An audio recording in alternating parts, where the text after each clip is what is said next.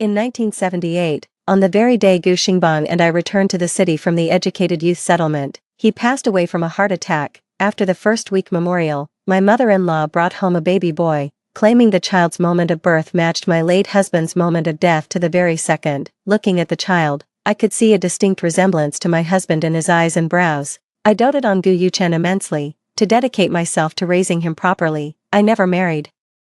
But on the very day he graduated from university and was assigned to the state-owned steel rolling mill, he drove me to my death. On my deathbed, my husband, who should have been dead for over 20 years, appeared with Yan Yisan, who had been sent down to the countryside with us back then. Thank you for raising my son for me, and for using your family connections to make him a cadre. Muing, after you die, my son will give you a grand funeral. When I opened my eyes again, I found myself back on the very day my husband and I received the notice to return to the city. Muing, hurry to the county hospital. Yan Yisan sent word, your husband is having a heart attack and is in emergency care there. Ed Chunhua hurried into the room, speaking to me with urgent concern. Seeing this familiar scene unfold before me, memories from my past life came flooding back, and a chilling calm settled over me. Auntie, what did you say? I stammered, reeling from the shock as if I hadn't heard her right, the broom clattering to the floor from my hand. I choked out, my voice thick with emotion. Xingbang is perfectly healthy. How could he possibly have had a heart attack? Oh, for goodness sake, stop asking questions. Yan Yisan sent someone back with the message.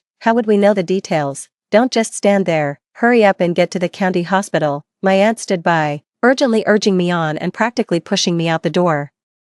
I pretended to be at a loss, struggling to accept the situation, and hurriedly ran towards the village entrance. Auntie, could you please run over to my mother-in-law's house one more time, ask her to go to my place, get the bicycle, and then head to the hospital. After I got on the ox cart heading to the county town, it was as if I had just remembered I hadn't notified my mother-in-law yet. I turned and gave Aunt Chunhua the instruction. Got it, don't you worry. Mewing, the ox cart set off, swaying and creaking its way toward the county town. Yan Yisan had moved out of the village half a year ago. Word was she'd gotten involved with a man from the city, who pulled some strings to get her a job transfer to the county town. She wouldn't have to toil in the fields anymore, and the whole village was green with envy, but no one had ever seen this man of hers. Besides, as an educated youth sent down to the countryside, she'd never been particularly close with the villagers, so she left. And after a few days of gossip, the whole affair was forgotten. On this day in my past life, I received the notice to return to the city. My husband had gone to town to collect the mail for me and suffered a sudden heart attack, but when he was brought to the hospital, he was still in a state of suspended animation. With prompt treatment, he could have recovered. Yan Yisan happened to be at the post office and saw what happened. She sent word back to the village, urging me to rush to the hospital. In my panic and desperation, I rode that bicycle Gu Xingbang had tampered with. Halfway there, I crashed down the mountainside. If not for sheer luck, getting caught in a tree, I would have died on the spot. After lying unconscious for a day, I was found and rescued. When I woke up again in the hospital following my surgery, I saw my mother-in-law sitting by my bedside, clutching my husband's funeral urn. Given this second chance at life, let me help turn your feigned death into the real thing. Might as well not let the accident my past life arranged for me go to waste. Let my mother-in-law ride to the hospital. The sins of the son shall be borne by the mother. I rode a bullock cart, swaying and bumping along the road to the county hospital. As long as nothing went wrong on the journey, my husband would still be lying in his hospital bed by the time I arrived. The county hospital's diagnostic capabilities were limited. They simply couldn't detect his state of suspended animation. If I hadn't overheard their plan in my past life, I'd never have imagined Gu Xingbang could be so audacious, and trusting his very life to Yan Yisan's hands showed an immense amount of trust in her. The main entrance of the county hospital, I composed myself and put on a look of urgent distress. I ran towards the nurse's station. Doctor, I'm looking for Gu Xingbang's room. He was just brought in for an emergency heart attack. Are you a family member of Gu Xingbang? I nodded urgently, looking at the nurse with hopeful anticipation. I'm very sorry, but the patient was deceased upon arrival. He's in room 404. If you're family, you can go up to see him one last time. After that, the body will need to be removed promptly. The nurse's words hit me like a thunderbolt. This, how could he be dead? My husband was in good health, even with a heart attack. If he got to the hospital in time, he shouldn't have died, ma'am. Your husband was already cold when he arrived at the hospital. We confirmed his passing multiple times before we stopped resuscitation. Please accept our condolences. God only knows how overjoyed I felt inside hearing the nurse's words. but my face had to wear an expression of utter disbelief and grief. I couldn't let the mask slip. Thank you, thank you. I'm so sorry for my outburst just now. I stared blankly for a moment, pretending to have been so overwhelmed by grief that I was only now coming back to my senses. The nurse had seen too many people like me, who couldn't immediately accept the death of a loved one, and she was unfazed by my attitude, shaking her head to indicate it was fine. If cremation is needed, can the hospital help make the arrangements? I managed to ask with difficulty, "Ma'am, are you willing to have your husband cremated?" The nurse asked, her face lighting up with surprise. I knew that cremation ceremonies were available now and were even supported by the state. It's just that most common folk are more accustomed to the custom of burial. Cremation is seen as a heinous act, a violation of the natural order. I wish I could grind the bones of all 4 of them to dust and scatter their ashes. Burning one is a start. My husband and I are both university students. We're about to return to the city for our studies. Cremation was something we had discussed before.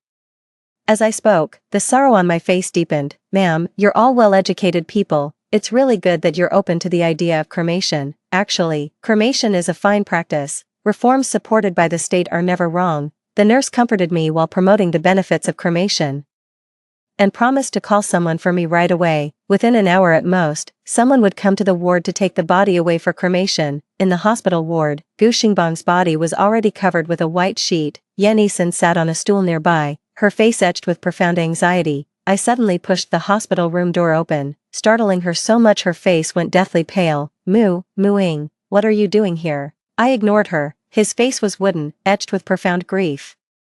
As tears streamed silently down his cheeks, the silent weeping soon became unbearable, finally erupting into uncontrollable, wrenching sobs. "Mewing, Xingbang, he had a heart attack. He's gone. I'm so sorry for your loss." Yan Yisen quickly masked her look of surprise, replacing it with a sorrowful expression as she moved to help me up. I sidestepped her just in time, throwing myself onto Gu Xingbang on the hospital bed. I clung to his chest, weeping inconsolably. Passers-by outside the room peered in curiously, making Yan Yisen, who stood at the foot of the bed, feel rather awkward. In my past life, Gu Xingbang had tampered with the family bicycle, delaying my arrival at the hospital. In collusion with Yan Yisen, he faked a fatal heart attack, fooling the doctors and me alike. His death was a complete sham. Then, the 2 of them hid right under my nose, living carefree for over 20 years. All while I raised the son they had together according to the standards of a privileged child. I even used my connections to secure him a minor leadership position, but what I reaped in return was the venom of a wolf in sheep's clothing. Not only did he take over all of my Mu family's connections, but he hounded me to my very death. Unfortunately, his death-faking scheme had a fatal flaw. Gu Xingbang's heart attack was artificially induced. Yan Yisen had once helped an elderly Chinese medicine practitioner who was highly skilled in acupuncture. She asked him to help stage a fake heart attack death for Gu Xingbang. As long as the needles were applied again within 12 hours, Gu Xingbang would be revived, safe and sound. She made a deal with the practitioner that after this, their debt to each other would be settled. In my past life, as I lay on my deathbed, they stood before me, gloating and boasting about their flawless plan. If it weren't for that, I'd have no idea how they managed to fake death and fool the doctors at the county hospital. Once I confirmed the man under the white sheet was stone cold with no warmth whatsoever, I felt at ease. Having gotten the answer I wanted, I stood up immediately, not wasting a single second, and distanced myself from that ill-omened corpse. The ward fell into silence. I had nothing to say to Yan Yisen and had no desire to engage with her. I kept my head down, lost in my own sorrow. Refusing to look at her, Yan Yisen was flustered and anxious. Her plans had been disrupted, and she was panicking. As long as I stayed in the hospital room, she had no chance to remove Gu Xingbang's body. The longer the delay after the needles were applied, the greater the damage to the person. My mother-in-law, who was supposed to be keeping me occupied in the village, still hadn't shown up, yet here I was at the hospital, where I shouldn't be. The awkward silence didn't last long before the crematorium staff arrived. "Thank you for your trouble, sirs. Please be thorough when collecting the remains afterwards." Thank you so much," I said, my voice choked with emotion. Yan Yisen, standing nearby, finally couldn't hold back and asked, "Mooing, where are you taking Xingbang? Auntie hasn't even arrived yet." "Oh, she's getting worked up." It seems this whole scheme was a conspiracy between the 3 of them, at the very least. Most of the plan was discussed and agreed upon by all 3. Mother-in-law's injury this time is no accident at all. she had it coming. Xingbang is Auntie Lin's only son. How could you rob a mother of the chance to see her son one last time? I watched Yenisen's anxious face calmly. Go on, make a scene. The higher you jump, the more justification I'll have to put you in your place. The crematorium staff exchanged puzzled glances, unsure of the relationship between the two of us and the body on the bed. Just then, the nurse I had spoken to at the station entered the room. Oh, you're still here. Haven't the family finished saying their goodbyes? No, it's over. I don't want to linger and be overwhelmed by the memories. Please, take my husband away. I shot a glance at Yenisen, my face a mask of sorrow that was hard not to empathize with. The nurse was indeed reliable and quickly understood what I meant. His own wife is handling his affairs. What business is it of an outsider like you to meddle? Once the funeral directors realized I was the one in charge, they immediately knew who to take orders from and promptly began lifting Gu Xingbang into the body bag. Having been reborn, I will ensure Gu Xingbang meets a just and proper end. Yan Yisin could no longer sit still. My mother-in-law isn't here, and I am Gu Xingbang's lawful wife. Of course, I have the final say in his funeral arrangements. Muing, you can't be this selfish. Have you even discussed this with Auntie Lin? Does she agree to have her own son cremated? She cried out frantically, shoving past the mortuary attendants to scream in my face.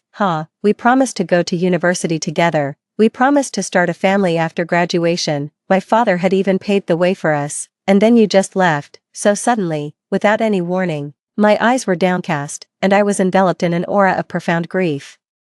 Everyone present felt a deep sense of pity. Everyone, that is, except for Yenisen. We made a promise long ago, to be cremated together after death, our ashes mingled as one, even as ghosts. We vowed never to be parted. How dare Yenisen try to speak for Gu Xingbang in front of me? She mistakes my good nature for weakness. I recounted, with sorrowful emotion, the vision my husband and I once shared, casting Yenisen in the light of a scheming woman, taking the moral high ground.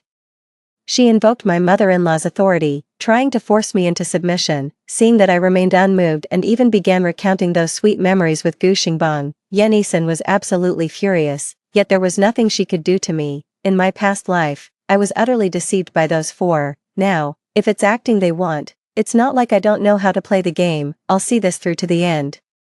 I'm just dying to see what that old hag's reaction will be when she finds out her son has been reduced to ashes. I signaled for the staff to quickly remove that ill-omened corpse while pulling Yenisen aside. No, none of you can take Xingbang's body. Aunt Lin isn't here yet. Don't you dare move him. Put him down. All of you. Yenisen struggled and screamed, her cries so heart-wrenching you'd think it was her husband who had died. I'd had enough after she slapped me in her frantic struggle.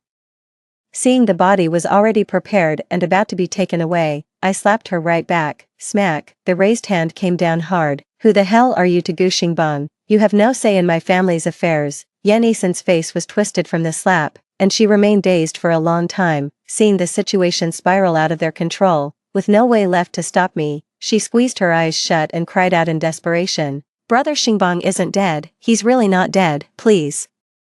Don't take him away. The nurse's face fell at those words. What on earth are you talking about? Gu Xingbang was already cold when he was brought in. There was no chance of resuscitation. The doctor only issued the death certificate after repeated examinations. If you can't even tell the living from the dead, the doctors at the county hospital should just quit. We'll all be in serious trouble. The nurse is even more worked up than I am right now. Pointing at Yenisen, she shouted angrily. What's your relationship with Gu Xingbang? His wife is right here. You think she doesn't want her own husband to live? Who asked you to make a scene? You're the one who brought Gu Xingbang to the hospital. Don't you know what condition he was in? The man was already cold. Don't you have any common sense? The nurse grew more and more agitated. I watched coldly as Yenisen tried to defend herself but couldn't muster a single coherent word. Xingbang is not dead, I swear. Please believe me. Just give me a little time, and I'll prove it to you, Yenisen pleaded with desperate, tearful conviction, physically blocking anyone from taking her husband's body away. The crematorium workers, holding the body, were caught in a dilemma and could only stand by, watching the scene unfold. I've grown thoroughly impatient with her repeated attempts to obstruct me. Where did you find my husband, who was around when he had the heart attack? How long was it from the onset to when he got to the hospital? Why was his body already cold by the time he arrived? You have to understand, a body turning cold means they've been dead for at least an hour. No one knows Gu Xingbang's death is a sham. That old Chinese medicine practitioner is truly remarkable. At the very least, this feat of pulling the wool over everyone's eyes is not something just anyone could pull off. I confronted her with a stern expression, and the nurse, Following my lead, eyed Yenison with suspicion. If she showed the slightest sign of anything off, I was sure the nurse would call the police immediately. Yenison was completely flustered by now. She had no explanation for these questions and could only shake her head helplessly, silently praying that Gushingbang's mother would hurry up and arrive. Yenison, don't forget you're a married woman. What exactly are you trying to achieve by being so overly concerned with my family? I sneered. How is it that I never knew my own husband was so close to you? Why are you more devastated by his death than I am? The moment I finished speaking, the color drained from her face. Upon hearing my accusation, everyone present understood the situation perfectly. They looked at Yenison with contempt, convinced the woman had lost her mind. She's just a mistress who had a child out of wedlock, with the man she depended on gone. Is it any wonder she's gone mad, with a face like thunder? I left the hospital room, settled the medical bill, and clutching the freshly issued death certificate, followed the nurse's directions to the crematorium. Watching the furnace roar to life with my own eyes filled me with an immense, savage satisfaction. After about an hour's wait, a crematorium attendant emerged, cradling a small urn. The paperwork, payment, and the rest of the process were over with quickly. I carefully wrapped the jar and carried it away. Gushingbang was from Tianjin village. During the 3-year famine, his father starved to death in the mountains so that his wife and children could survive. From then on, the Gu family was left as a widow and her orphaned son, and their life became very hard. The son was a frail scholar, unfit for heavy labor, and the old mother wasn't particularly industrious either. That they managed to raise the boy was due in no small part to the villagers' willingness to cut them some slack. Gu Xingbang was a smooth talker who had cultivated an excellent reputation for himself in the village. Now, he had also become the only villager to successfully get into university and was preparing to move to the city. I'm afraid I'll be the subject of a lot of gossip when I return to the village with his ashes. In this day and age, not many people were accepting of cremation, and my actions were sure to upset many of the elders. Thankfully, my college acceptance letter and the permit to return to the city had both come through. All I had to do was wait for my train ticket's departure time, and I could finally go home. After spending a night at the guest house, I boarded the ox cart back to the village early the next morning. On the journey, I sorrowfully recounted the news of Gu Xingbang's death. My fellow villagers on the cart expressed their sympathy and regret. Once back in the village, I went straight to my grandmother's house. Clutching the funeral urn, Mom, I burst into tears the moment I saw my mother-in-law. She was propped up in bed, her leg in a splint and her face bruised. Before I could say a word, a woman walked in from outside. It was none other than Yenison. My mother-in-law saw my ashen face. Where the hell have you been? You were gone all night. What on earth happened yesterday? Where's Xingbang? Why didn't he come back with you? I extended the jar and my hands forward. Xingbang is in here. I could clearly feel my mother-in-law's body stiffen. A flash of shock passed through her eyes before she hurriedly turned to look at Yenison. Yenison averted her gaze, not daring to speak. What on earth is going on? Mooing. You explain this to me right now. What's happened to my son? My mother-in-law, unable to believe it, shouted at me. Mom, Xingbang is gone. I brought his ashes home. Tears streamed down my face as I looked at my mother-in-law with red, swollen eyes. My heart aching with a suffocating grief. You're lying. How could my son be dead? He just went to the post office. There's no way he could be dead. My mother-in-law wailed hysterically, pounding her fists against the bed with all her might, as if trying to force me to take back my words. In my past life, she had cried just as heart-wrenchingly by my sickbed, yet not a single tear had fallen. But now, Yenison arrived even earlier than I did. She's probably already told her everything that happened at the hospital yesterday. Seeing that I hadn't come back all night, the two of them still clung to the faint hope that I hadn't gone through with the cremation. Now, as I return holding the urn and admit with my own words that Gu Xingbang has been reduced to ashes, she simply cannot accept it. My mother-in-law wailed, pounding her chest with her fist. My son, I'm useless. I didn't get to see you in time yesterday. How could you leave like this? My son, how could you bear to leave your mother behind? A crowd had gathered outside the courtyard. After I spread the word on my way here, everyone knew Gu Xingbang had died. They'd come to see if there was anything they could do to help. The old woman was wailing, her heart utterly broken.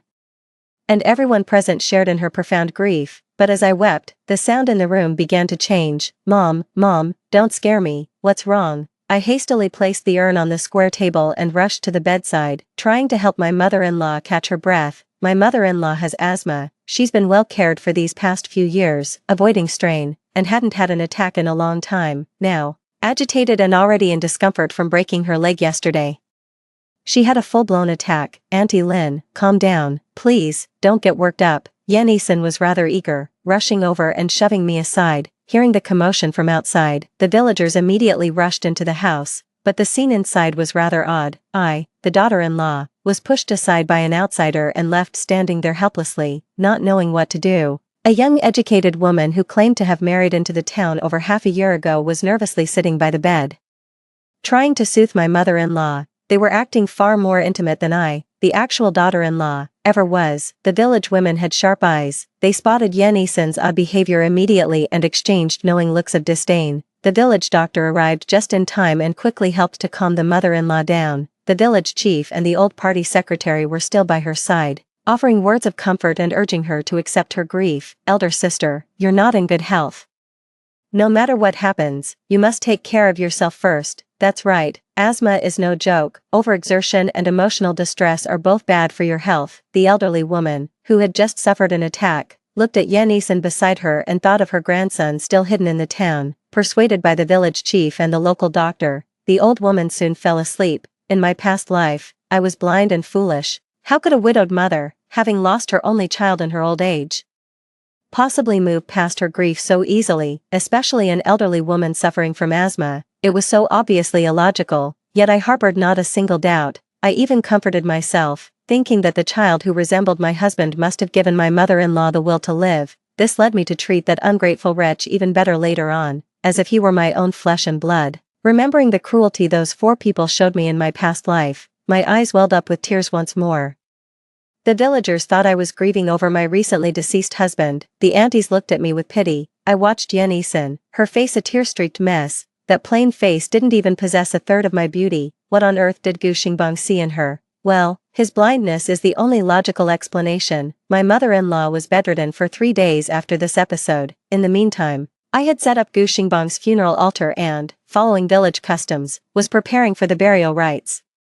As expected, my decision to have Gu Xingbang cremated in the county town angered most of the village elders. They thought me heartless, denying my own husband peace even in death. Only a few village officials and the young people who had made it to high school understood my approach. They even said in private that I truly lived up to being a college graduate. My ideological awareness was high, and I was closely following national policy. I didn't take those words to heart.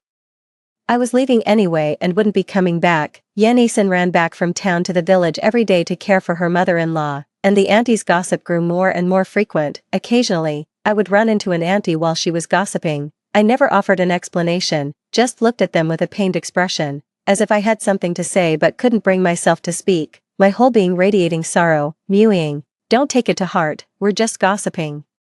Xingbang is a good boy, it's just that his mother has always been a bit, well, she's never had her head screwed on right. Exactly, it's probably that old busybody Lin Zhaodi sticking her nose in where it doesn't belong, and that Yan-Eason, she never looked like a decent sort from the start, always flaunting herself. Even back in the village she was always hanging around the men. Who knows how she landed that man in town. The auntie's chatter was getting more and more off track.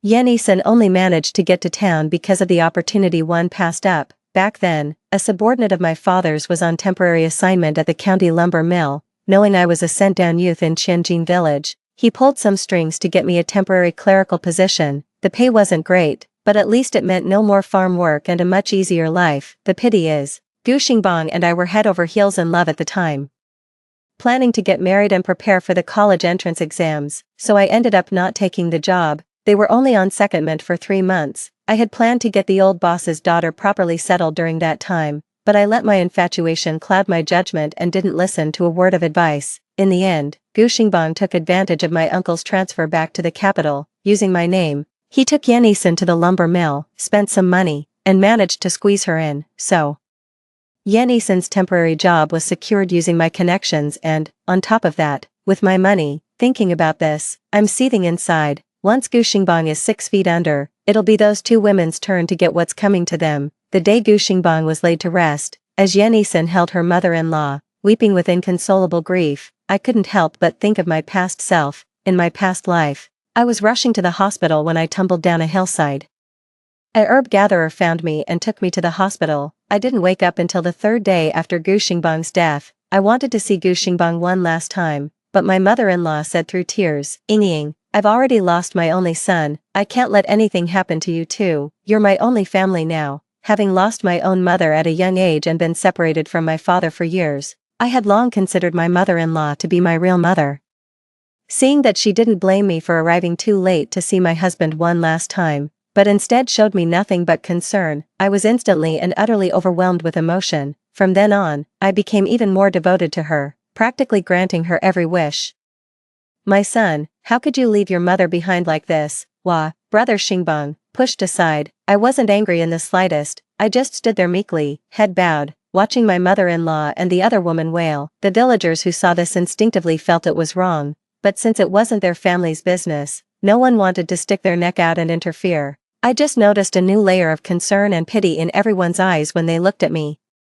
That's exactly the effect I wanted, to ruin my mother-in-law and that homewrecker's reputations first. Only then would it make perfect sense for me to return to the city without them. Mewing, as Xingbang's wife, "You should offer incense first, the rest can follow in order of closeness to the family," said the village chief, pointedly ignoring Yan Yisan and putting her in her place. "Yanzi is my goddaughter and Xingbang's sworn sister. She goes first." My mother-in-law, who still blamed me for her son's death, seized the chance to defy the village chief outright. I feigned shock as I looked at my mother-in-law. "Mom, Xingbang has a sworn sister. How come I never knew about this?" My mother-in-law shot me a glare, her face dark with displeasure, and didn't answer my question. The villagers who were helping out were growing increasingly impatient with Lin Jiaodi. Everyone in the village knew Yan Yisan was the other woman. My mother-in-law's move essentially confirms the whole affair. I know she doesn't actually want to legitimize that other woman, she's just taking her anger out on me, blaming me for her son's death. With Yan Yisan's unexpected presence, the funeral ended rather abruptly and anticlimactically. Nobody wants to get tangled up in the Gu family's dirty laundry. With Gu Xingbang dead, there's no way to prove whether he was ever unfaithful to his wife while he was alive, but from today onward, the stain of infidelity will forever tarnish Gu Xingbang's reputation. I won't let him carry that label to his grave, not after all the years he spent building his good name. Returning home from the mountain, with the ceremony concluded, the remaining matters are for family alone to handle. Outsiders can offer no help. Still here, planning to move in with your husband at my mother-in-law's place, or perhaps you intend to bring your godmother to live at your in-law's house. Back at my mother-in-law's house, I fixed Yan Yisan with a cold stare and spoke. Yan Yisan was taken aback for a moment, then her expression shifted to one of wounded innocence. "Sis, you don't have to kick me out. I'll leave once Mom is feeling better. I won't overstay my welcome." I couldn't help but scoff. This girl really knew how to put on an act. "Suit yourself, stay or go, I don't care. A perfectly respectable city girl, and you insist on doing this lowly work. It just goes to show the old saying is true." Yan Yisan's face stiffened. She had almost forgotten, if it weren't for the reminder, that she too was a city girl, but sadly, her family had fallen from grace. Right at the start of this political campaign, they had backed the wrong side, and her entire family was wiped out. All that remained was her, the family traitor, who had managed to flee to the countryside to eke out a wretched existence by betraying her own kin. These things are no secret to me. We practically grew up in the same place, we just never played together as kids, so we're not exactly close. Also, don't get the address wrong, you're my mother-in-law's goddaughter, so you should call me sister-in-law. You're not my husband's concubine, so there's no need to call me sister. I looked at her with a faint, ambiguous smile, and didn't let her off the hook until she uncomfortably averted her gaze, after I thoroughly mocked and ridiculed her. Even someone as shameless as her couldn't bear to stay any longer and had to slink back to town in disgrace. My mother-in-law went straight to her room upon arriving home, so she didn't hear the conversation between Yan Yisan and me in the courtyard, but even if she had heard, it wouldn't have mattered. We were bound to have a falling out sooner or later. After the other woman left, I went into my mother-in-law's room. The old woman leaned weakly against the headboard, her eyes shadowed with dark circles, her face pale and haggard. A wave of grim satisfaction washed over me, followed by a sharp pang of heartache as I recalled my father lying lifeless on his bed in my past life, exploiting my trust. My mother-in-law had been slowly poisoning both my father and me at home. After years of hardship on the farm, my father's health was utterly depleted. He passed away less than 2 years after I returned home. It wasn't until I was driven to a stroke by the very children I raised, left paralyzed in bed, that my mother-in-law would come by every so often to tell me about the wicked things they had done. Coupled with Gu Yuchen's betrayal, it was what ultimately killed me with rage. Mooing, "What on earth are you doing?" My mother-in-law barked at me when she saw me rummaging through her room. "Nothing much, just taking back what's rightfully mine, I said with an air of indifference. I don't have anything of yours here, get out and go back to your own home. Has your mind really gone with age? Didn't Gu Xingbang already get my dowry into your hands long ago? My mother-in-law's gaze instinctively fell on a shabby trunk in the corner at the foot of her bed, a flicker of shock passing through her eyes. So that's where it was. If she hadn't glanced over, I'd never have found the place. Don't you dare touch my things, they're not yours, they're mine. That's my burial money from my son, you shameless hussy, how dare you try to steal from your mother-in-law? Seeing that I was completely ignoring her, the old woman opened the battered chest. She struggled to get up and come over, but despite her efforts, she couldn't manage to rise. As I began to take the items out, her anxiety grew, her breath coming in ragged, audible gasps. I unwrapped the small bundle swathed in satin. Inside were my bank book, the ancient jade my mother left me, and some documents, including the deeds to several properties in the capital and bank deposit slips. All of it was a testament to my parents' love. From the moment I was born, they set aside money for me every year, hoping I would never have to worry about finances in the future. In my past life, after Gu Xingbang faked his death, he dealt me a final, underhanded blow. He had long since handed over the valuable deeds and bankbooks from my dowry to my mother-in-law.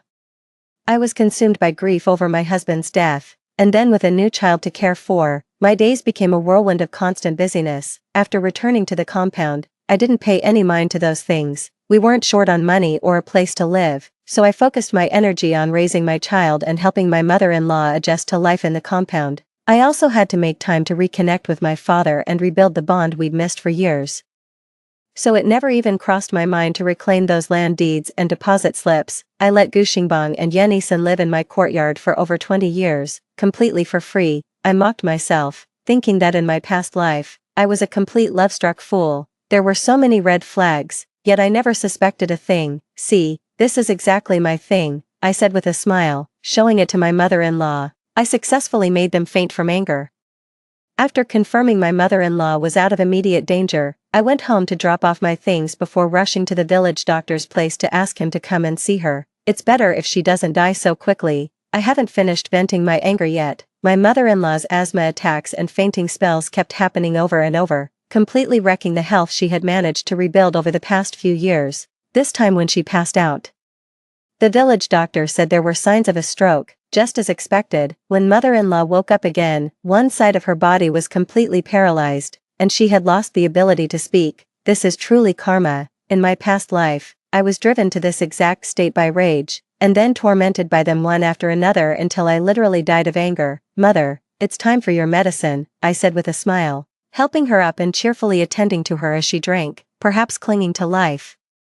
Mother-in-law was remarkably cooperative as I fed her the medicine. You know Gu Xingbang and Yan Yisan have a son, right? I said with absolute certainty. My mother-in-law's clouded eyes turned to me, flickering with a trace of guilt. You know Gu Xingbang and Yan Yisan planned to fake their deaths and run away together. She averted her gaze, unable to look at me. If the plan went smoothly, they should be in some courtyard in town right now, the three of them enjoying a happy family life.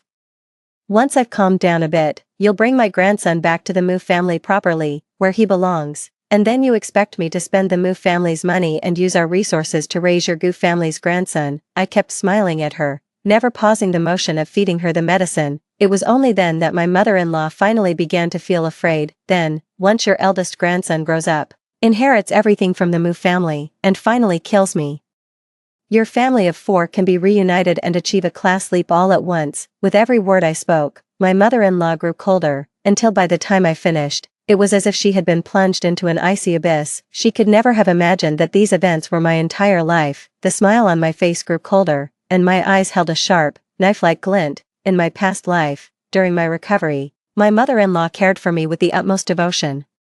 She even shed her former laziness and kept me company every single day. Spending all our time together like that truly helped ease the sorrow in everyone's hearts. Just as my bond with my mother-in-law was growing deeper, she came home one day with a newly weaned child who bore a striking resemblance to Gu Xingbang. My mother-in-law said, "This child must be Xingbang reincarnated, come back to make up for us." A lonely widow and her widowed daughter-in-law. I foolishly believed her lies and, for my mother-in-law's health, readily agreed to adopt the child. I raised him as my own, nurturing Gu Yuchen with the same upbringing I had seen for boys in the compound where I grew up. He excelled, and upon coming of age, He seamlessly took over all the Mu family's resources and assets without a fight. Then, he turned around and killed me, his adoptive mother. It wasn't until my death in my past life that I realized he had always known who his birth parents were. All those years by my side were just an act, a calculated display of filial piety and care, all for the sake of getting his hands on the Gu family's fortune. After turning 16, he would take a long trip every year, claiming he wanted to see the magnificent landscapes of our country and broaden his horizons while he had the time. I believe traveling 10,000 miles is better than reading 10,000 books, since our family could afford it. I never tried to stop him and always gave him plenty of money for his journeys, but in reality, he was just going to reunite with Gu Xingbang, Yan Yisan, and their child, his real family. In this life, I didn't get into a car accident, and Gu Xingbang is truly dead. If that family of 3 wants a reunion, they'll have to meet in the afterlife. Just as that family of 4 in my past life casually decided my fate, this time the roles are reversed, strangely. Even though I so easily decided Gu Xingbang's fate, I feel no guilt whatsoever. Perhaps the agony from my past life was too searing, leaving me numb and devoid of feeling. The grudges from my past life, stealing my husband, killing my father, and plotting to ruin my family, mean I can never let them off the hook. If they hadn't laid a hand on my father in our previous life, I wouldn't have been driven to wipe them all out. Mom, this isn't over yet. Think of your precious grandson. Don't you dare die so soon. As soon as these words were spoken, a sudden glimmer of hope flashed in my mother-in-law's eyes. I just don't get it. Is a grandson really that important? After dealing with my mother-in-law, I slipped away to town. An anonymous letter of complaint was delivered to the lumber mill. If Yan Yisan thinks she can use my connections to secure a comfortable life, she'll have to get my permission first. That job wasn't even obtained through proper channels. She's been using my name, burning through my connections, and throwing her weight around at the factory. The sheer audacity of it all. I'm certain the people at the lumber mill wouldn't dare to intercept this letter of complaint. My uncle is their direct superior. If this isn't handled carefully, the entire leadership team at the lumber mill could be purged. For the second letter, I went to the County Public Security Bureau. Gu Xingbang's death was suspicious. The hospital's death certificate clearly stated the circumstances of his arrival. Furthermore, if Yan Yisan can't explain the cause of his heart attack, she'll be in a real bind. Even if she's innocent, it'll look like she's guilty. Being taken in for questioning is a certainty. Whether she'll be charged or not depends entirely on the choice Yan Yisan makes. After finishing all that, I went to the train station to pick up my ticket. In 10 days, I'll be leaving this place behind and starting my new life. As for what happens to my mother-in-law and the other 2, that's no longer my concern. My 2 letters had a tremendous impact, first sending shockwaves through the upper management of the lumber mill. Who would have thought someone would have the audacity to impersonate the big boss's niece and work at the factory for over half a year? After extensive investigation and verification, it was finally confirmed that Gu Xingbang, the husband of the boss's actual niece, personally led the team that came to handle the matter. Digging deeper, they discovered the man was dead, and had only just died recently. When the investigation turned to Yan Yisan, they ran into the county police investigators. After comparing notes, both sides agreed, this woman was dangerous. So, without Yan Yisan or her mother-in-law knowing, all 3 of them were soon put under the microscope, with every detail of their lives scrutinized. The police found and arrested Yan Yisan at her mother-in-law's house. She's still putting on the act of the dutiful goddaughter, bathing her mother-in-law and giving her medicine. While there's no direct evidence yet to prove she was responsible for Gu Xingbang's death, the circumstances are certainly suspicious. To find out what really happened, the only way is to get Yan Yisan to talk. Please, I have children. Let me go back and make arrangements for them, won't you?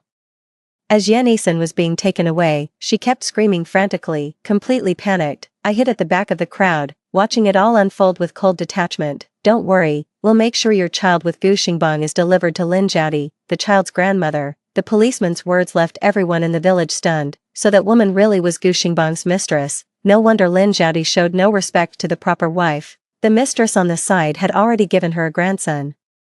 After that, the villagers looked at me with even more pity in their eyes. I pretended to be utterly devastated and returned home in a daze. With only 3 days left before my departure, I kept to myself, rarely seeing anyone. I didn't even go to see the child after he was sent to my mother-in-law's place. The villagers were very understanding, and no one blamed me for anything. With the village doctor's treatment, my mother-in-law's hemiplegia symptoms improved. She could walk with a cane, though she still couldn't speak. Now that her eldest grandson had returned to her side as she wished, she mustered her strength every day to care for him. the villagers looked down on the Gu family's actions. Apart from a few gawkers, hardly anyone came to visit my mother-in-law. Before leaving the village, I made a special trip to see my mother-in-law. Seeing you so happy puts my mind at ease. All the effort I put into reuniting you with your grandson was worth it. I said to her with a beaming smile, "You'd better live a long life. It'll be quite a while before the child's mother makes it back." My mother-in-law was furious, her eyes wide with rage. She knew I was behind it all and wished she could kill me on the spot. Not only did I ruin her son's plans, but I also brought disgrace upon both her son and grandson. The boy's mother is headed for prison. It doesn't get much worse than this, don't worry.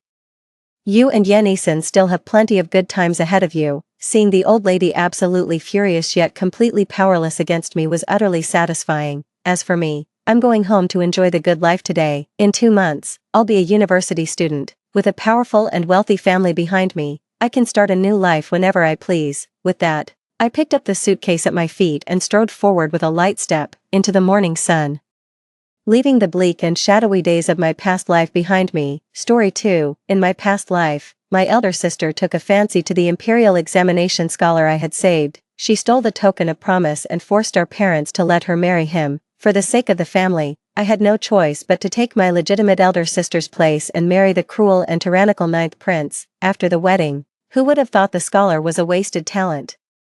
He neglected his studies for frivolous pursuits and failed the imperial examination, and so I became the beloved princess consort, the envy of the entire capital, basking in glory and honor. My sister, consumed by secret jealousy, resorted to a deadly scheme, tricking me into sharing a cup of poisoned wine. When I opened my eyes again, my sister was in a hurry to return the token to me. Little sister, it's your turn to enjoy the good life this time, I see.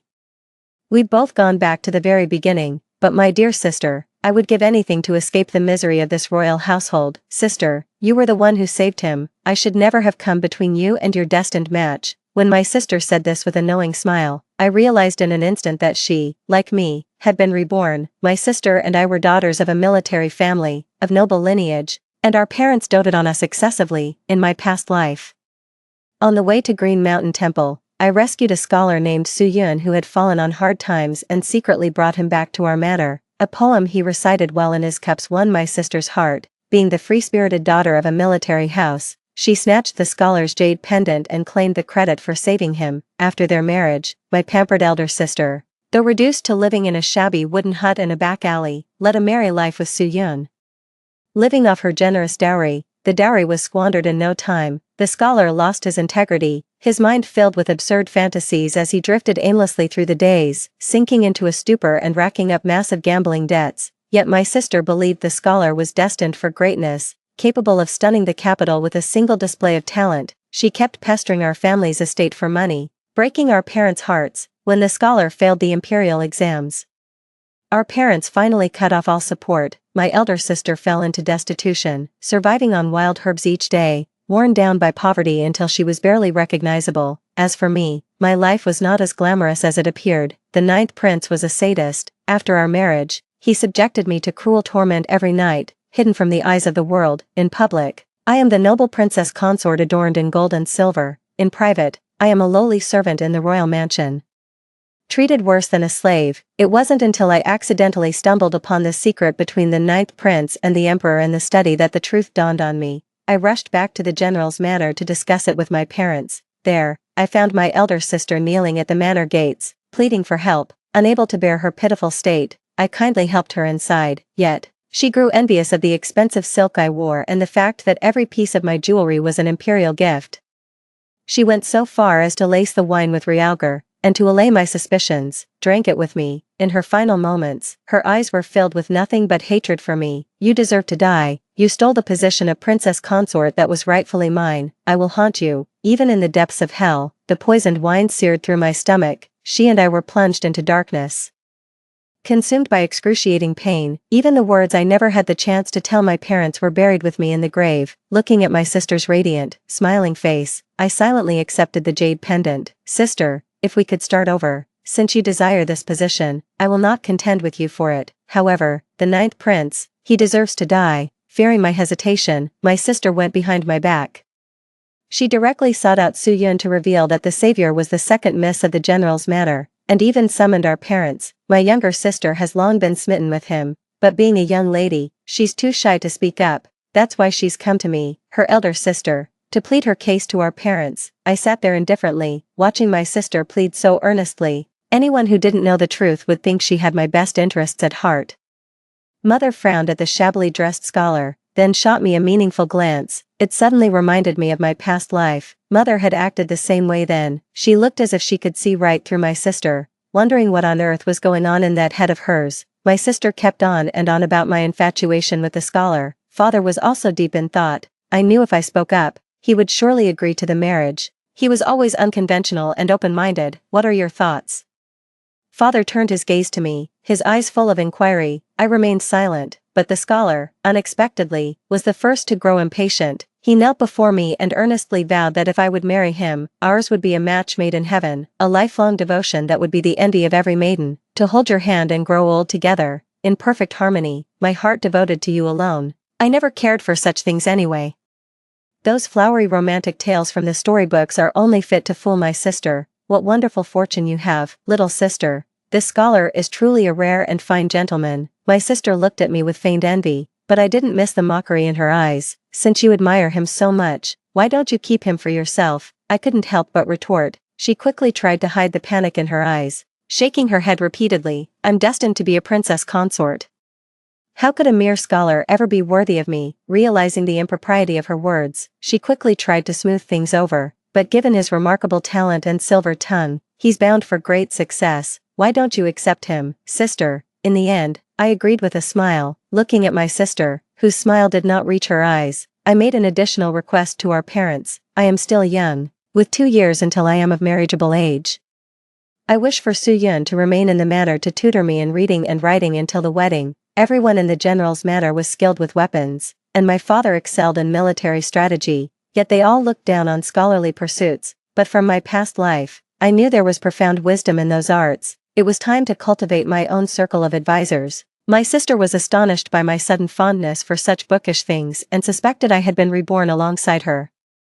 But upon reflection, she reasoned that in my past life, I was so spoiled and favored, I would have never deigned to value such things, and so she set her mind at ease. The thought that she had loved this scholar so desperately in this life, even to the point of catering to his whims, filled her with a perverse satisfaction. Father, my sister's idea is sound. It will prevent this scholar from backing out before the wedding and shaming our general's manor.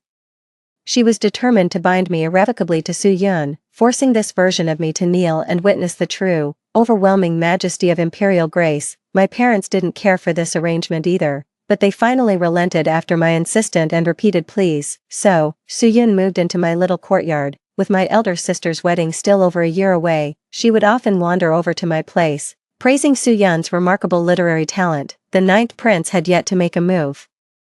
Recalling how the prince in her past life had praised my delicate, graceful demeanor, my sister hired several senior maids to train me rigorously day after day. You've ended up looking like a proper bookworm, dear sister. It must have been quite the effort, going to such lengths for Su-yun. She was graceful and elegant, as willowy and supple as a tender branch swaying in the breeze. Her lips were painted with a vibrant rouge, and between her brows was the pear blossom mark.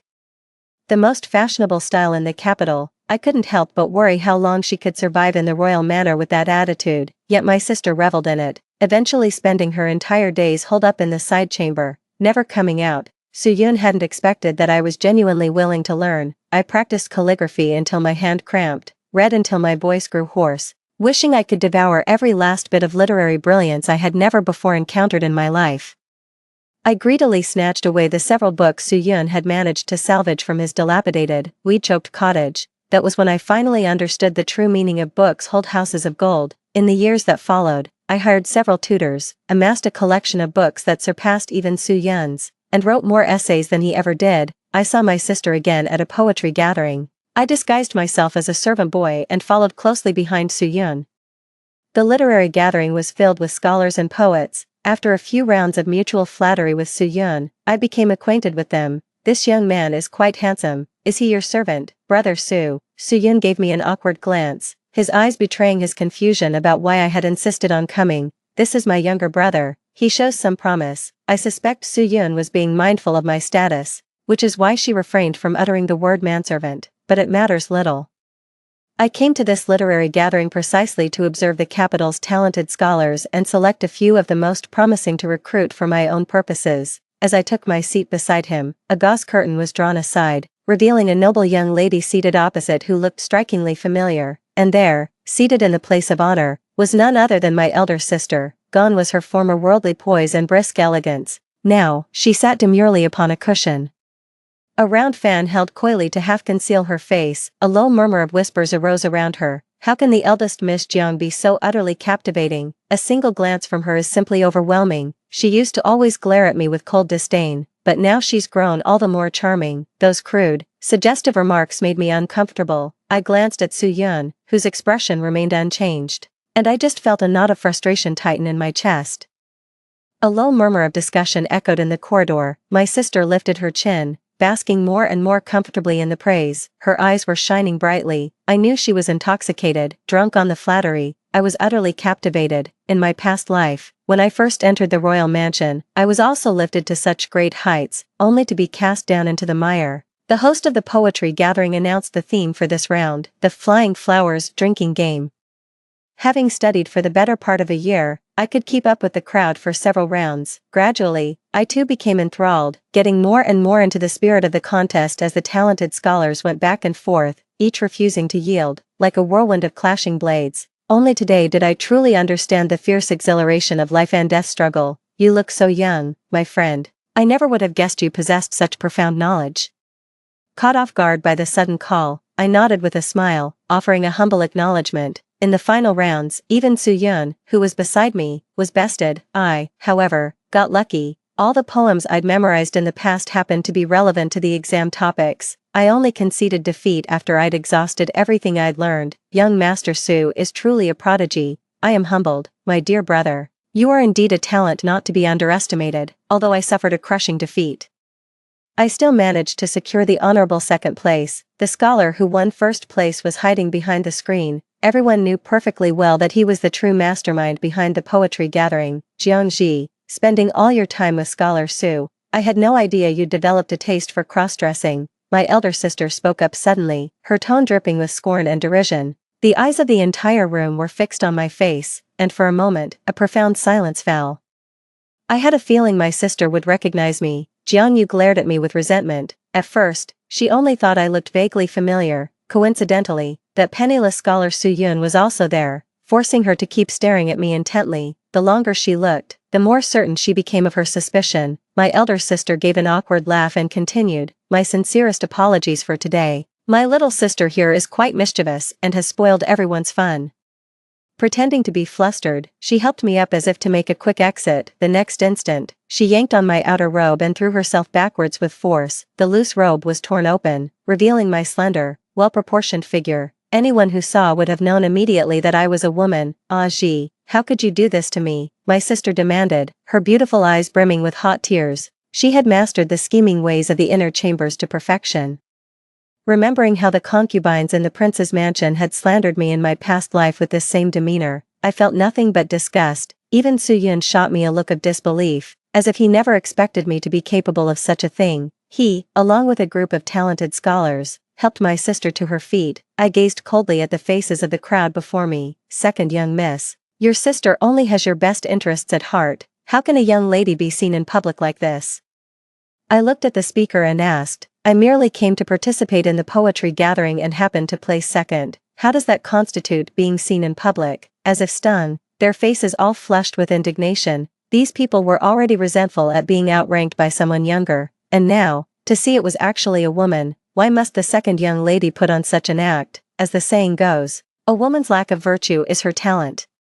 To show no respect for your elder sister and to gain fame through fraud and deceit is truly contemptible. I sneered inwardly, watching these scholars whose faces had turned. My elder sister said with a gentle, forgiving expression, "Let's not speak of this further." My sister only strayed down this path because of her admiration for Scholar Su. The way everyone looked at me changed. Their eyes suddenly held a touch of pity, and they sighed, shaking their heads. "Brother Su, you are truly blessed to have such a virtuous wife and confidant. I can't help but envy you. Indeed, for the second young miss to defy convention so brazenly for your sake, it makes for a truly romantic tale." A flicker of doubt crossed my mind. Could these people truly serve as advisors to my general's matter? Their talents were undoubtedly exceptional, but if they knew they were entering the general's matter to become my advisors, they'd likely want to dash their heads against a wall. Are you suggesting a woman cannot possess talent and learning? I asked, looking at the assembled crowd. Little sister, what book of sages have you been reading that's addled your mind? Jiang Yu thought to herself with a quiet laugh. Indeed, second young miss, since ancient times, women should uphold the 3 bonds and 5 constants, with clear distinctions between inner and outer spheres. As a woman, you should regard Scholar Su as your master. I looked at Su Yun, the man who had watched me learn step by step for the better part of a year. Is that what you think too? Su Yun's eyes flickered, and after a long silence, he spoke. I know you did all this for my sake, second young miss. With a single sentence, he effortlessly dismissed my late-night studies and my clumsy, painstaking efforts to master the classics, having spent most of my life as the daughter of a general's household. Stopping a thief in the street earned me a reputation for being domineering, and now, winning the poetry contest has branded me with a name for lacking virtue. My hand paused, and I drew a gold ingot from my purse, placing it on the table. This was originally a retainer for my advisors, but such a gesture of good faith is no longer necessary. The crowd was utterly perplexed, and my elder sister looked at me with a face full of confusion. If you can compose a poem that satisfies me today, this gold is yours. Seeing the scholars growing restless, I added another ingot of gold. With a heavy thud, I slammed it onto the table, smiling as I looked at these learned men. Little sister, how could you humiliate our guests like this? Jiang Yu frowned, wearing an air of haughty superiority. I laugh at her pitiful foolishness. Having been a scholar's wife once before, how can she still fail to see through these people's true faces at this point? They claim to be above worldly concerns like money, yet they whine and complain, hurling insults with every word, simply because they lost to a woman. What kind of talented scholar is a man like that? I watched as one among them took the lead, and then the rest each returned to their places to pick up their brushes and begin writing. Jiang Yu, her pride wounded, glared at me with gritted teeth. Jiang Ji, are you deliberately trying to humiliate me? She muttered resentfully as she stepped closer. I could hear the sheer frustration in her voice. Sister, as you said, I'm just a bookworm. How could I possibly harbor such elaborate schemes? I watched the scholars scratching their heads in frustration with leisurely amusement, then casually produced another gold ingot for myself. Their eyes lit up with greed, and they began pacing about like anxious monkeys.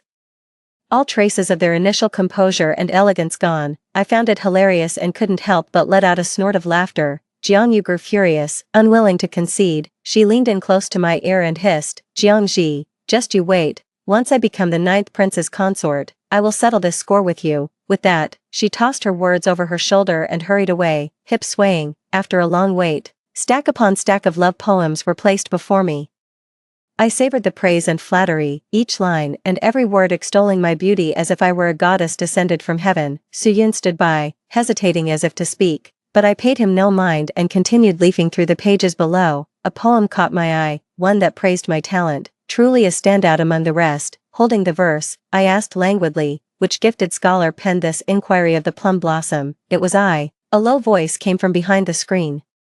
The company was jolted awake. They had nearly forgotten the presence of the Academy's patron. From behind the screen emerged a man in brocade robes, a long sword hanging at his waist. His heroic and dashing bearing was truly striking. I caught a glimpse of the dragon-patterned jade pendant at his waist. It was clearly a royal artifact at first glance. Then, I took a closer look at the man's face before me. I hurriedly straightened my posture. Wasn't this the elusive 7th prince from my past life?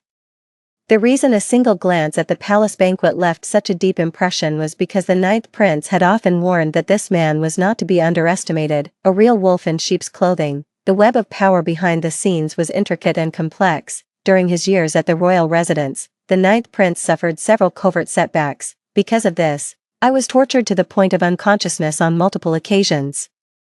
Xiao Bujue was also sizing up the second young miss of the general's manor. Despite her servant's attire, her delicate features were unmistakable. With her rosy lips and pearly teeth, she stood out like a breath of fresh air among the young ladies of the capital. Opportunity knocks but once. I do have some reservations about the royal family, but I've read that the enemy of my enemy is my friend. My plans to recruit advisors were thwarted by these scholars, but with a powerful backer, perhaps the general's manor could still be preserved. I recalled that night when the 9th prince and the emperor plotted to eradicate the general's manor, and I was filled with utter despair. Your poem, esteemed scholar, resonates deeply with me. please accept these 3 gold ingots. If you do not find me unworthy, I would be honored to call you a friend." Suyun reacted to my words with disbelief and urgency. "Second young miss. How can you be so reckless and frivolous? Casually associating with men, if you're angry that I didn't speak up for you, there's no need to go this far." Looking at Suyun, I felt nothing but disgust for his arrogance. Meeting Xiao Bujua's amused gaze, I knew I had to do something to prove my sincerity. "Suyun, tomorrow I will tell father that our engagement is off. You should leave." Suyun's eyes widened, and he grabbed my wrist. "You, second young miss. Our match was arranged by our parents and a matchmaker. How can you cast me aside for the sake of this man?" I frowned and shook him off. "What nonsense is this? Just because I saved you, you think you're some kind of treasure?" Suyun looked at me as if seeing me for the first time, his voice trembling slightly as he asked, "But you told your sister you were fond of me, that you would marry no one else." I looked at him with amusement and countered, "And when did I ever say I liked you?" Suyun was stunned, thinking back carefully. Jiangji had indeed never said such a thing. He had initially felt humiliated by the arranged marriage, but the thought of her supposed affection for him had secretly pleased him. "You taught me for a year, consider that repayment for saving my life. From now on, we owe each other nothing." Climbing the social ladder while putting on such a holier-than-thou act, it's even more despicable than those so-called talented scholars. I looked at him with impatience, then turned to Xiao Bujue and said, "Let's find somewhere else to talk." Xiao Bujue gave a slight nod in agreement. I fell into step beside him, not pausing to listen to Suyun's voice calling after us. The karmic entanglement between him and me, across past lives and this present one, I have let it all go now. A grand bridal sedan chair carried by 8 bearers, a procession of red dowry stretching for miles. I watched as my parents helped my sister, adorned in exquisite bridal makeup, into the sedan chair. Then turned and went back into the house. Xiao Bujue was standing in my small courtyard. "Your Highness, you certainly do take the road less traveled." I looked at him with a touch of helplessness. Ever since I privately revealed my identity to him at the book gathering and we became friends, he's been dropping by the general's manor with surprising frequency, and he always does it so furtively, skulking around like a thief. I sometimes wonder if this man was a stray cat in a past life.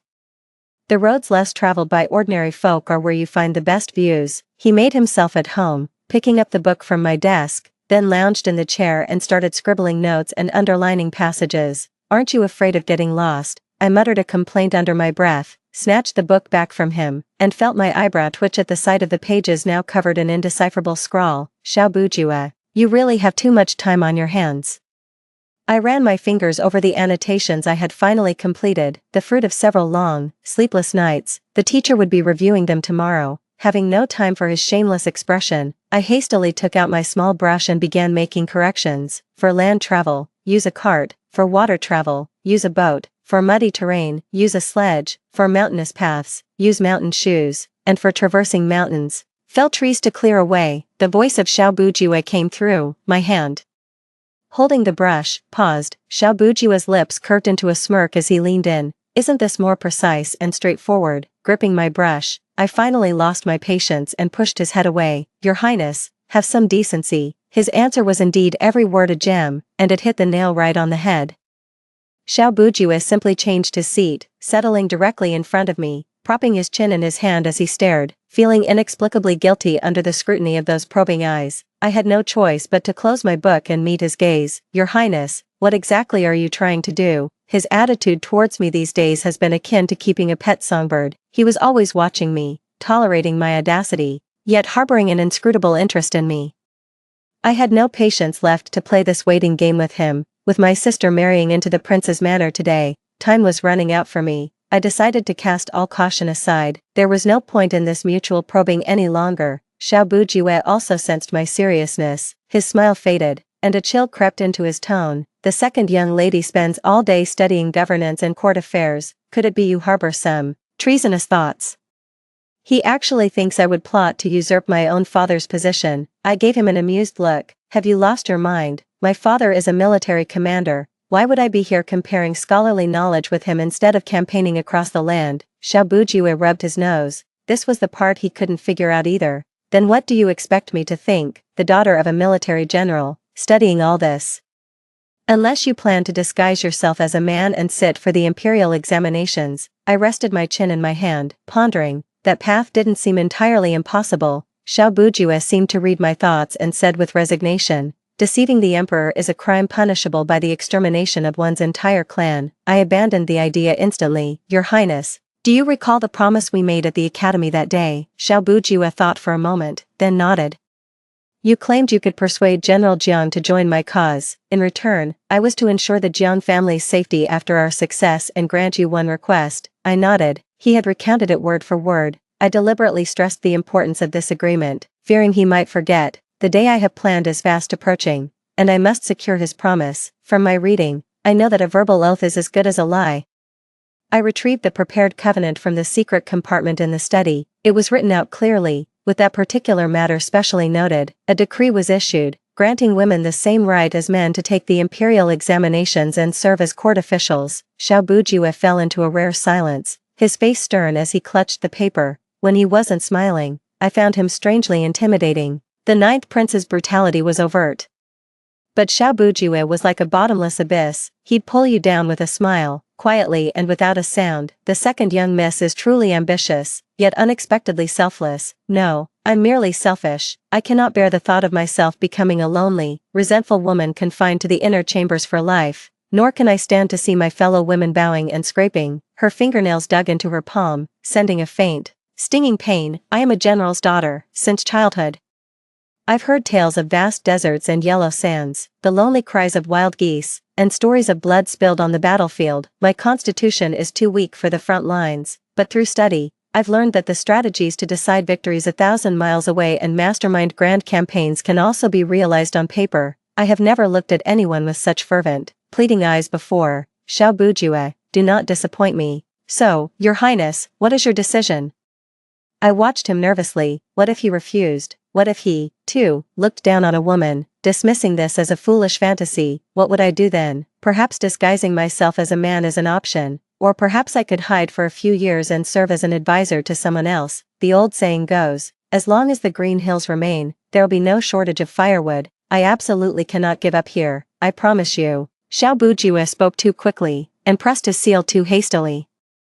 For the first time, I felt my eyes welling up with tears. It was finally done. As long as the next phase of the plan goes smoothly, as long as father believes I was right. Xiao Bujue looked at me with a complicated expression, then took out a handkerchief and offered it to me. Here, dry your eyes, he said softly. Only then did I realize hot tears were streaming down my face. I hastily took it and covered my face. Xiao Bujue sighed. He gently pried my hand away, took back the handkerchief, and wiped my tears for me himself. Jiangji, I find you more and more inscrutable. He tucked the handkerchief away into his robes. If you wish to escape the confines of the inner chambers, you don't have to make a pact with the devil. Following him is far too dangerous. Since ancient times, no struggle for the imperial throne has ever concluded without bloodshed and beheadings. He and I even spoke of overthrowing the throne as if it were casual conversation, yet I had no choice but to risk it all. My sister dreamed of her life of luxury, while our parents remained blindly loyal to that murderous old man. So, Your Highness admits to being a tiger, one who operates in the shadows with lethal intent. I teased playfully. Xiao couldn't help but laugh, grabbing me by the scruff of my neck. I see you've been slacking off reading those silly novels. You can't even string a decent sentence together anymore. I called off the engagement.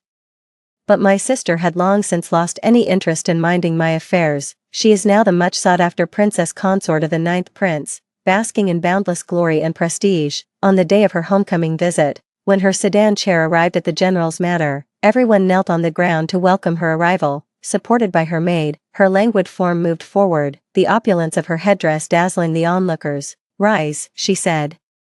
Yet she walked over and planted her foot firmly on the back of my hand. I silently withdrew my hand, a searing pain shooting through it, which I concealed beneath my sleeve without a word. Such pain was nothing to me. My elder sister looked at me with a smug, disdainful smile. The gap between us is now as vast as that between the clouds and the mud, she said. How pitiful that you still have to bow to me. I remained silent. Just wait, sister, your laughter will soon be silenced. We were flesh and blood, sisters, yet she ended me. She ended the entire general's manor, with a single cup of poisoned wine. Now, she can reap what she has sown. Once the traditional home visiting day passed, Jiang Yu's nightmare began right on schedule. A month later, I arrived at the prince's mansion under the pretense of visiting family. The moment I stepped through the main gate, I felt piercing stares. That familiar sensation washed over me, and my legs went weak, gritting my teeth. I made my way to Jianyu's courtyard. She was sitting on a stone bench, listlessly cradling a teacup. I saw the wild joy and desperate plea in her eyes as clear as day, but in the next instant, she hurriedly lowered her head. I took out the osmanthus cakes my mother had made and dismissed the maidservants around her. With the watchful eyes gone, she grabbed my hand in a panic and said, "Ah Ji, save me, the ninth prince is a monster, he beats me every night, I want to go home." I replied with a smile, "Sister, you're talking nonsense.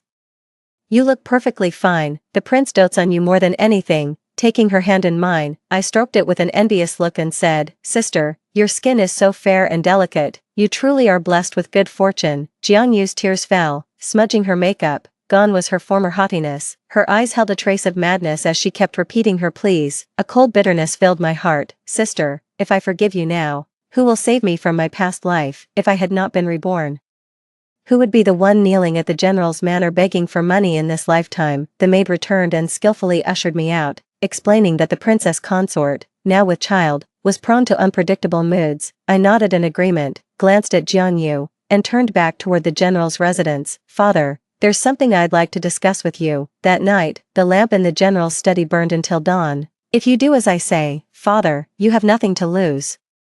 Whether it's true or false, you'll know once you try." In the end, Father agreed. After all these years at court, with the constant suspicion between ruler and subject, and the endless stream of accusations both fair and foul, he had never been willing to doubt that sovereign. For over 2 months now, Xiao Bujue still dropped by to see me from time to time. He urged me to quickly reach an agreement with the general, while also offering guidance on my studies. I benefited immensely. Sometimes a thought would strike me: if all the women in the world could attend school, what would the trivial matters of the household even amount to? In the winter month, a banquet was held in the palace. I huddled in my outer robe, nestled in the wool, as I was especially fearful of the cold in this life due to my past one. Amidst the clinking of goblets and the toasting of cups, I knew this banquet was merely another occasion for the old emperor to select concubines. That old man's lustful heart refuses to die. "You're dressed so beautifully today, even I feel a stirring of worldly desire." The moment I stepped out for a breath of fresh air, Xiao Bujue followed me out like a shadow. He shoved a hand warmer into my hands. I pulled off its cover and replaced it with my own. "Do you dislike me?" For the first time ever, I thought I heard a hint of hurt in Xiao Bujue's voice. "Ridiculous. Your Highness is always bickering with me. Aren't you afraid of biting your own tongue?" I tucked the warming pan deeper into my bosom, careful not to let myself get cold. Xiao Bujue replied with a smile, "The second young miss will shine brilliantly tonight. I fear I won't be able to stop myself from asking the old man for her hand in marriage. Be careful. This is a deadly business." I couldn't help but remind him that this night was of the utmost importance to me. "My primary objective with the second young miss is courtship," he said with his usual flippant air, his true intentions inscrutable. "Usurping the throne is merely a secondary concern." I turned and went back to the banquet. All the young ladies were to take the stage to perform. Following my father's gaze, I looked toward my sister. She sat bolt upright, but I knew the pain from the saltwater whip on her back must have been excruciating. That night in the study, I told father I had accidentally overheard the prince's conspiracy with the emperor. The emperor was indeed at the manor that day. That's why I was able to see my sister so easily. "Father, I'm going." With that, I stood in the center of the room, clutching my hand warmer. I declared loudly to the emperor that I had no talent for music, chess, calligraphy, or painting, but was deeply devoted to reading and writing. I expressed my wish to serve as a minor female official. This was a promise the emperor had personally made to my father years ago, pledging to grant any future request in recognition of his military achievements. Under normal circumstances, a minor official post for me to dabble in would be of little consequence, but if the sovereign harbored other intentions, his agreement was far from certain. Just as I expected, the emperor tried to placate me by dismissing it as mere girlish antics. Seeing that I remained stubbornly unyielding, he then proceeded to test my knowledge of poetry and literature right in front of everyone. The questions ranged from minor literary allusions to major affairs of state. I spoke with eloquence and erudition, citing classic texts. For 2 years I had prepared, studying diligently and striving with all my might to earn a reputation for myself, to reclaim the position that is rightfully mine. In the end, the emperor found a roundabout way to refuse. Those around me flattered my talents, saying I was suited for a good marriage, and then the ninth prince stepped forward to ask for my hand. Yet the emperor said his inner court was lacking a noble consort like me. What was once a supreme imperial favor with the prince and the emperor vying for me, has now become a terrifying calamity. I turned to look at my father, his eyes filled with lingering fear. It was as if his soul had been drained in an instant, leaving him rooted to the spot in a daze. I hadn't expected Xiaobujue to step forward as well. The banquet concluded with my exceptional talent and beauty captivating the capital, leading to a fierce rivalry between two princes and the emperor for my favor. Back at the manor, Xiaobujue entered through the main gate this time, though he wasn't here for me. Everyone thinks I'm so fortunate that the seventh prince wore out his welcome courting me. In truth, he was only here to scheme with my father about their grand future. After going through all that, it's impossible to say I wasn't disappointed. The capital only gossips about how I bewitched the prince, never mentioning how I held my own at the banquet. A sudden wave of profound boredom washed over me, and an idea sprang to mind. I asked my parents for money and, after a complete makeover, quietly opened a new academy. This time, however, I did not disguise myself as a man. A private school opened in the outskirts, accepting both boys and girls, with an ordinary woman as the teacher. The children often call me Miss Teacher. Then, Suyin arrived, still carrying that air of aloof superiority. A colleague mentioned a lady teaching here, and I thought it might be you, second young miss. This time, his words weren't so grating. Second young miss. In the past, I, Sue, was narrow-minded and failed to recognize your genuine passion for knowledge and learning. His apology, I thought, was fairly sincere. Now I see that the second young miss is truly erudite, diligent, and studious. I, too, am a lover of learning. I hope that in the future, we may continue to pursue knowledge without end, just as we did before. I let out a derisive snort. Suyin stared at me blankly, unable to fathom why I was laughing. When cornered, one reveals their true nature, I said, laying bare his intentions. Desperation breeds treachery, and wickedness emboldens the heart. I was no longer that naive second young miss. I hadn't learned all those things for nothing. Suyun's face flushed crimson with embarrassment, and she stormed off, feigning indignation and humiliation. I found it rather amusing and sent word to the private school's gatekeeper, instructing him to remember that face and to never let her in again. I paid to hire a new tutor and returned to the general's manor, following my father's orders.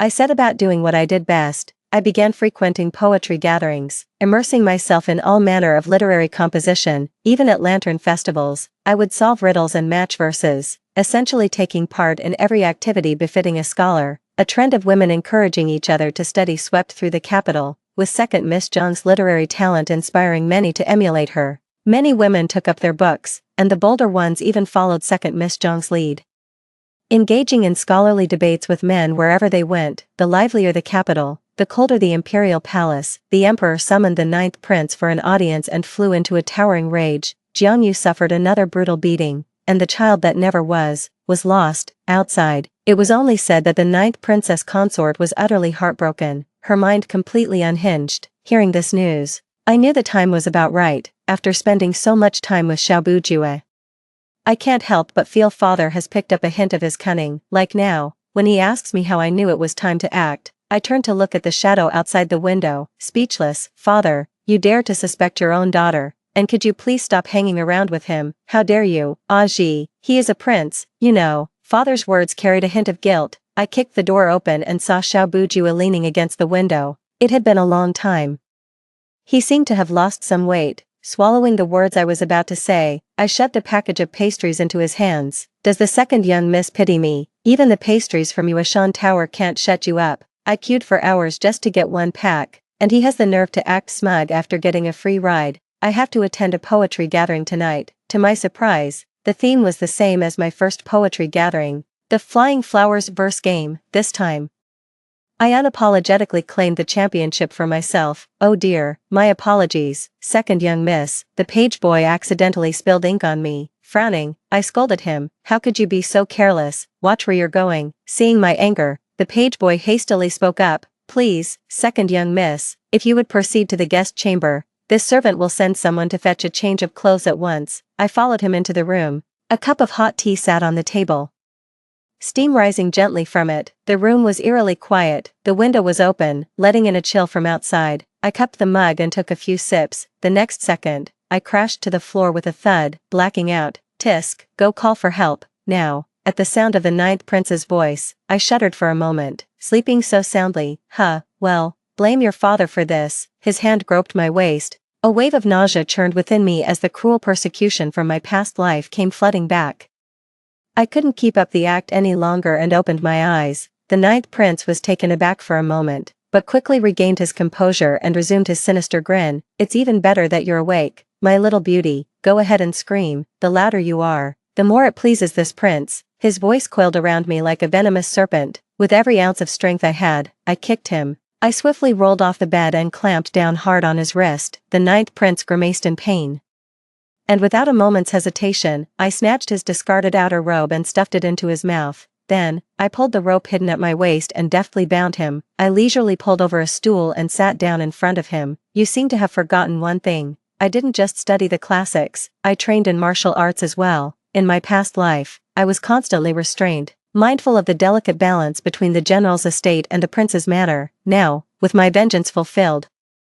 I looked at that face, bruised and battered from the fall, and smiled with profound satisfaction. By the time father and Xiao Bujue burst into the room, all they saw was me with my head bowed, drowsy and on the verge of sleep. At my feet lay the prince, beaten unconscious. Father found letters on the ninth prince, supposedly from the emperor. Of course, they were forgeries, but father's rebellion with the seventh prince, that was all too real. My sister was rescued, she had lost her mind.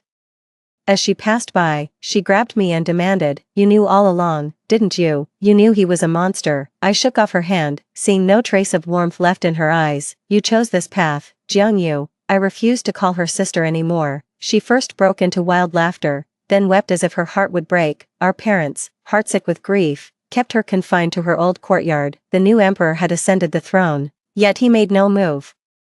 I began to suspect he had forgotten his promise to me. I was summoned to the imperial palace. He stood in the royal study, his tall, imposing figure accentuated by the broad, dragon-embroidered robe. "Well," asked Xiao Bujue. I was at a loss. He asked again, "How about being a match for you, the second miss?" I thought he must have addled his brains with all that book learning. I turned and walked away. Suddenly, someone grabbed me from behind. A voice, gritted with threat, whispered in my ear, "If you don't agree to be empress, I'll hold you to our promise." I kicked backward, catching him off guard. He stumbled and fell to the ground, yet a smile played on his lips. "Xiao Bujue, you're absolutely insane. The imperial court issued a new decree, allowing women to take the imperial examinations just like men." Later, a system for female officials also emerged out of nowhere. More and more young women from secluded households began poring over books, and many composed poetry, passing the exams in one go and earning widespread acclaim. Speaking of the first female chancellor of this dynasty, that would be the second miss of the general's manor, Jiangxi, historical records note that the female chancellor never married.